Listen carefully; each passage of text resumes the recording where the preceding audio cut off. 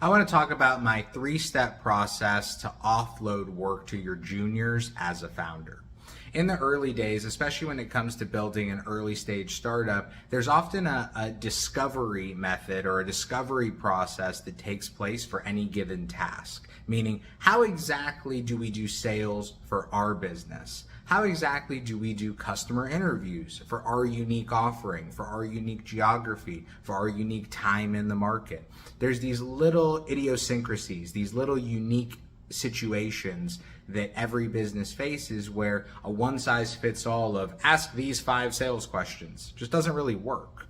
So what I encourage founders often to do, because they're always looking to delegate or try to delegate to get things off their plate, but the problem is they delegate too soon. So I came up with a very simple step-by-step that has helped many founders that I've worked with get more things done and offload more confidently.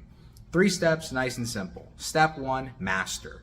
Let's use an easy example, sales. I don't care about you documenting a 30-page sales strategy if we don't have sales coming in.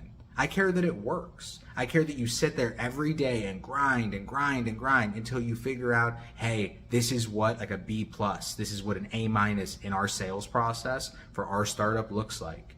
I've mastered it.